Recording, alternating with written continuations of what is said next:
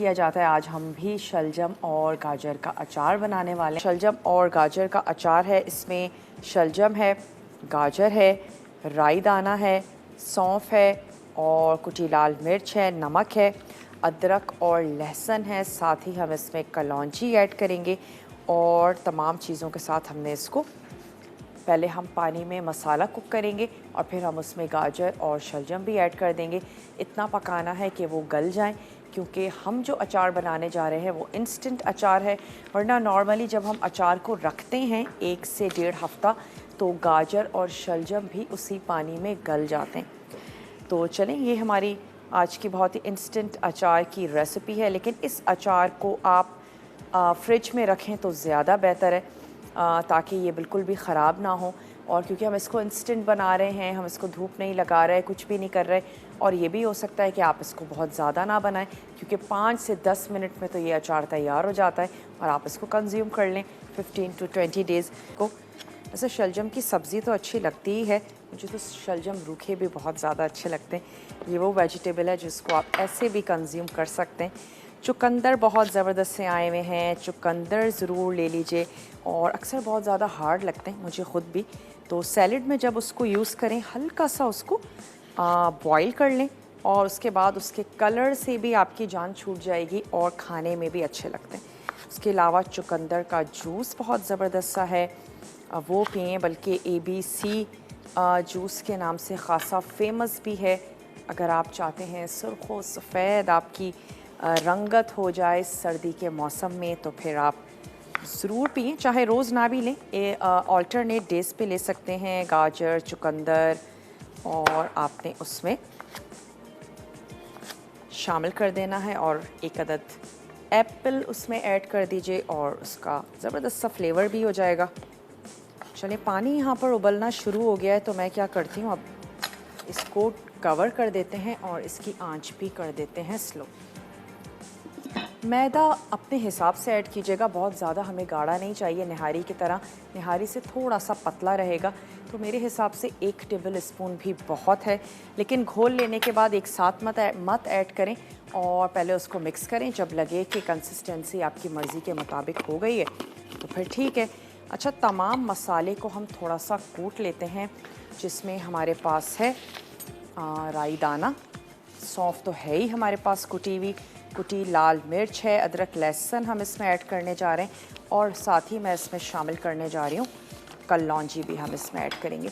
तो कलौंजी और राई दाना, इन दोनों को हमने बस समझ लें कि कुछ सेकंड्स के लिए ही हम इसको एक दफ़ा मशीन में चलाएंगे, बहुत ज़्यादा हमने पाउडर नहीं बनाना। तो ये हमने ले ली राई और साथ ही हमने ले ली इसमें कलौंजी। अदरक लहसुन भी फ्रेश ही आप ले लीजिएगा।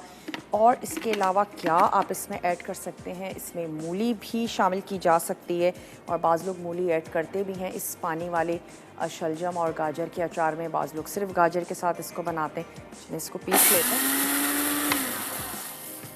और इसके अलावा जनाब, इसमें आप प्याज ऐड कर सकते हैं। मैं इसमें छोटी छोटी बेबी अनियंस शामिल करने जा रही हूँ, अच्छी लग रही हैं और अच्छी जाएंगी भी अचार के साथ। तो 1 अदद आपने ले लेनी है वोक और इसमें हम शामिल कर देंगे पानी।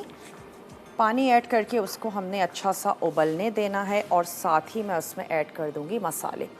जब पानी का कोई ख़ास मेजरमेंट नहीं है, इतना पानी हो आपकी वेजिटेबल्स आसानी से उसमें डूब जाएं और थोड़ा सा पानी जो है वो 1 आध इंच उससे ऊपर भी हो, क्योंकि इस अचार का जो पानी है वही बहुत ही ज़्यादा मज़ेदार सा होता है। तो तकरीबन ऐड कर देते हैं 2 से ढाई कप के करीब पानी और इसमें अब मैं मसाले शामिल कर देती हूँ और साथ ही हम इसमें ऐड कर देंगे जो वेजिटेबल्स हम ऐड करने जा रहे हैं, गाजर है और शलजम है, वो शामिल करेंगे। या मसालों को हम थोड़ा सा ज़्यादा पकाते हैं, उसके बाद हम गाजर और शलजम उसमें ऐड कर देंगे। तो सबसे पहले तो उसमें हम शामिल कर देते हैं नमक, अदरक और लहसुन फ्रेश आपने कूट कर शामिल कर देना है इसमें, ये इसमें चला गया। इसके साथ ही हमने ऐड कर देनी है इसमें सौंफ कुटी हुई सौंफ है, पिसी हुई नहीं है लेकिन कुटी हुई है, ये हम इसमें ऐड कर देते हैं। आपने इसमें शामिल कर देनी है कुटी हुई लाल मिर्च और साथ ही हम इसमें ऐड कर देंगे ये जो मसाला हमने पीस के रखा था। इसमें हमारे पास थी राई और हमने इसमें ऐड की थी कलौंजी। ये तमाम चीज़ें हमने इसमें ऐड कर दी। अच्छा, कुछ मैं इसमें मिर्चें भी शामिल करूँगी, उससे ये होगा कलर बहुत ही अच्छा सा ज़बरदस्त सा आएगा। अब आप चाहें तो होल ऐड कर दें या काट के भी शामिल कर सकते हैं। मैं होल ही इसमें ऐड कर रही हूँ। थोड़ी सी हरी मिर्चें, गाजर और आ गई ये हमारे पास शलजम। 2-4 मिनट के लिए मसालों को कुक करते हैं और फिर उसके बाद हम इसमें शामिल कर देंगे ये सब्ज़ी। आप इसमें शलजम अगर नहीं पसंद है आप मूली ऐड कर दें या शलजम के साथ आप मूली ऐड कर दें, वो भी शामिल कर सकते हैं। और मैं इसमें थोड़ा सा ऐड करने जा रही हूँ बेबी अनियन। आप कच्ची प्याज लें, छोटे साइज़ की होगी तो ज़्यादा अच्छी लगेगी अचार में, और वो भी आप इसके साथ ही ऐड कर दें ताकि वो अच्छी सी बॉईल हो जाए। और फिर आपने क्या करना है, लास्ट में थोड़ा सा 1/4 कप के करीब आप इसमें ऐड कर दीजिए सिरका। उससे क्या होगा, आपका अचार प्रिजर्व भी होगा उसमें, क्योंकि हम इंस्टेंट बना रहे हैं। वैसे जो अचार रखा जाता है उसमें सिरके की ज़रूरत नहीं होती, लेकिन जो आप इंस्टेंट बना रहे हैं, चूल्हे पर तैयार कर रहे हैं, उसके लिए थोड़ा सा उसमें सिरका भी शामिल कर दें। मिर्च आपने ऐड करनी है अपने टेस्ट के मुताबिक। नमक थोड़ा सा खिलता हुआ ही होना चाहिए, आप टेस्ट भी करके देख सकते हैं।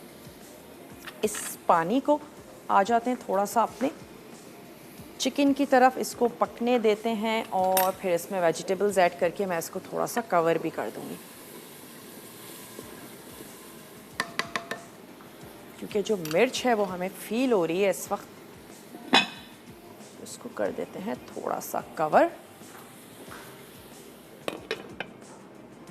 1 से 2 मिनट इसको मैं पकने देती हूँ। उसके बाद फिर हम इसमें ये जो हमारी वेजिटेबल्स हैं ये ऐड कर देंगे।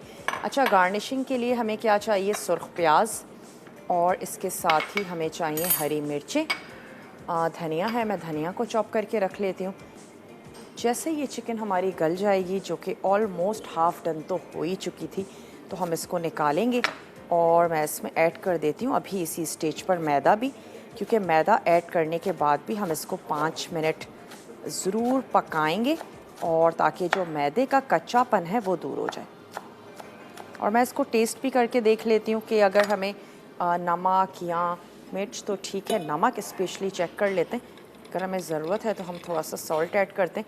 अच्छा, ब्रेक का भी टाइम ऐसा करते हैं, ब्रेक से वापस आते हैं, इसमें मैदा ऐड करते हैं, लेकिन उससे पहले मैं वहाँ वेजिटेबल्स शामिल कर देती हूँ। चलिए, नमक भी बिल्कुल ठीक है। यहाँ पर शामिल कर देते हैं सब्जियाँ और लेते हैं एक छोटा सा ब्रेक। यहाँ पर जो वेजिटेबल्स है इसको आपने इतनी देर तक पकाना है जब तक कि गाजर गल नहीं जाती और जब तक कि जो शलजम हैं वो गल नहीं जाते। हमने इसमें थोड़ी सी हरी मिर्चें भी शामिल की थी। थोड़ी सी देर के लिए मैं इसको और पकाऊंगी। और वैसे भी क्या करना है आपको, ठंडा जब ये हो जाए, बिल्कुल ठंडा हो जाए रूम टेम्परेचर पे, तो फिर आपने इसको किसी भी जार में महफूज कर लेना है। तो मैं ये सोच रही हूँ कि क्यों ना हम इसको अपोलो के ज़बरदस्त से खूबसूरत से जार में निकालें, लेकिन उससे पहले इसको ठंडा करना ज़रूरी है। तो अब जब हम ब्रेक पे जाएंगे, मैं इसकी आंच को बंद करके और इसको इस बोल में निकाल देंगे, थोड़े से खुले बोल में, ताकि ये अच्छे से ठंडा हो जाए। और जब ये ठंडा हो जाएगा तो हम इसको सर्व कर देंगे, या आप इसको बॉटल में बंद करके रख लीजिए। लेकिन मैं आपसे ज़रूर कहूँगी, अगर आपने इसको ऐसे ही चूल्हे पे पकाया है, आप इसको फ्रिज में रखें, विदिन 15 डेज़ आप इसको कंज्यूम कर लीजिए। इसके पानी में इतनी ज़बरदस्त सी खटास होगी कि हाजिम भी बहुत होता है वैसे इसका पानी, और ऐसे ही पीने में बहुत अच्छा लग रहा होता है। दाल चावल के साथ ये अचार बहुत अच्छा जाता है। तो आप ज़रूर बनाइएगा, ट्राई कीजिएगा। और इसके जितने भी मसाले हैं, जितने ज़्यादा दिन गुजरते जाते हैं, इनकी बहुत ही ज़बरदस्त सी खट्टी सी एक खुशबू जो है वो आनी शुरू हो जाती है। स्पेशली राई दाना और लहसुन, हमने इसमें सौंफ शामिल की है। थोड़ा सा अभी कच्चापन मुझे और फील हो रहा है इसमें सब्ज़ी में, तो मैं इसको कवर बाद, और हमारा जो ये अचार है ये तैयार हो चुका है। अभी भी इसमें से धुआं निकल रहा है। स्टोर करने के लिए आप इसको थोड़ा सा ठंडा होने दीजिएगा और फिर आप इसको बॉटल में स्टोर कर लें, या फिर अगर बॉटल में ऐड कर भी रहे हैं तो ढक्कन बंद मत कीजिएगा। और उसके बाद जब ये अच्छा सा रूम टेम्परेचर पे आ जाए उसके बाद आप इसका ढक्कन बंद कर लें। जिस भी बॉटल में ऐड करें उसको स्टेरलाइज ज़रूर कर लीजिएगा। ये मैंने अपोलो का बड़ा ज़बरदस्त सा कंटेनर ले लिया है, ट्रांसपेरेंट भी है और इसका हैंडल भी बड़ा ज़बरदस्त सा है, तो हम इसमें इसको निकाल लेंगे और हमारा अचार भी बड़ा खूबसूरती से नज़र भी आता रहेगा। और इसको हमने स्टेरलाइज़ कर लिया था, लाजमी तौर पे कर लिया। अक्सर हमने लोगों से सुना है कि पानी वाला या जो ऑयल वाला अचार होता है हमारे यहाँ ख़राब हो जाता है। तो ये जो हम लोग मार्केट से ले रहे होते हैं इसमें तो प्रिजर्वेटिव भी वो ऐड कर रहे होते हैं, उसमें आप कुछ भी कर लें वो अचार ख़राब नहीं होता। लेकिन जो अचार आप घर में बना रहे हैं उसमें आपने कोई झूठा चम्मच ऐड नहीं करना है और उसके अलावा आपने उस बॉटल को ज़रूर स्टेरलाइज़ कर लेना है ताकि आपका अचार ख़राब ना हो। डेली यूज़ के लिए छोटी सी बॉटल में अचार डाल के रखें ताकि बच्चे और बड़े वो अचार बार बार उसमें से ना निकालें जिसमें आपने तमाम अचार को जो है वो स्टोर किया हुआ है। इन चीज़ों का अगर आप ख्याल रखते हैं तो आपका अचार बिल्कुल भी ख़राब नहीं होगा। और इसकी वेजिटेबल्स तो हैं ही मज़ेदार, लेकिन उससे ज़्यादा जो मज़ेदार है वो उसका पानी है, खट्टा खट्टा सा मज़ेदार सा पानी। कुछ दिनों के लिए अगर आप इसको रखते हैं ये और मज़ेदार हो जाएगा, इसमें खटास भी आ जाएगी। अच्छा, मैं इसको ऐड भी करती हूँ लेकिन साथ ही साथ आपको बताते चलते हैं, apollo.store से आप ख़रीद सकते हैं। इनके जो भी बर्तन आपको अच्छे लगते हैं वो आप ख़रीद सकते हैं।